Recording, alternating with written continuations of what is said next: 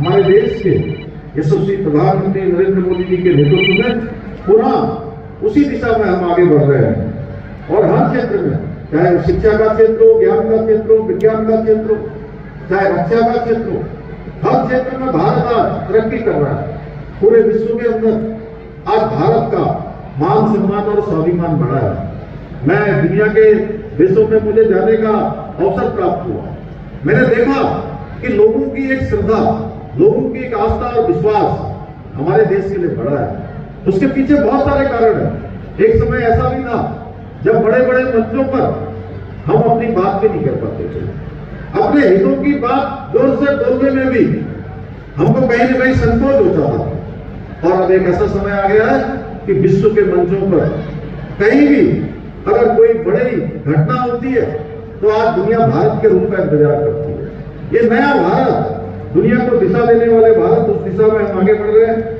आज हमारे प्रधानमंत्री जी के कुशल नेतृत्व में देश को नई शिक्षा नीति प्राप्त हुई है। यह हमारे लिए गर्व का विषय है कि मैं उत्तराखंड से आया हूं, तो आप सबको मैं बताना चाहता हूं कि हमने राज्य में शिक्षा नीति को लागू कर दिया और नई शिक्षा से सभी वर्ग के लोगों के समानता के आधार पर शिक्षा प्राप्त करने के अवसर मिलेंगे। जिस प्रकार की शिक्षा नीति बनाई गई है उसमें एक छात्र छात्रा के सर्वांगीण विकास की पूरी थीम रखी गई है। युवाओं के कौशल विकास वो चाहे अनेक स्तर पर, हर स्तर पर उससे नई शिक्षा नीति से सहायता मिलने वाली है।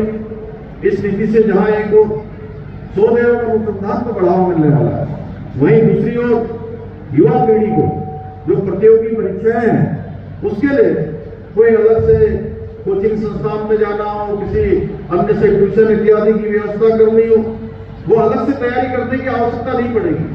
सारे प्रावधान नई शिक्षा नीति में किए गए हैं। हमारे प्रधानमंत्री आदरणीय मोदी जी के नेतृत्व में देश में आज युवाओं के भविष्य को समृद्ध बनाने के लिए एक रोड मैप तैयार किया जा रहा है। उस रोड मैप के अनुसार हमने उत्तराखंड में युवाओं को प्रत्येक स्तर पर उनके सपनों को साकार करने के लिए हर संभव प्रयास हम कर रहे हैं। उत्तराखंड और उत्तर प्रदेश यहाँ भी माननीय योगी आदित्यनाथ जी के नेतृत्व में और हमारे उत्तराखंड में डबल इंजन की सरकार है। एक ऐसा भारत जो दुनिया को दिशा देने वाला भारत हो, उनके निर्देशन में आगे बढ़ते हुए और एक विकसित भारत की जो संकल्पना की गई कि 2047 तक भारत विकसित भारत के रूप में पूर्ण स्थान ले लेगा, निश्चित रूप से हम इस मार्ग पर सफल होंगे। अभी अभी हम लोगों ने जिस प्रकार से देखा देश के अंदर G20 के आयोजन हुए, G20 की समिट हुई और G20 की समिट ने पूरी दुनिया के अंदर भारत की जो सामर्थ्य है, भारत की जो संस्कृति है, भारत के अंदर जिस प्रकार से विकास हुआ है, हर क्षेत्र में भारत आगे बढ़ा है।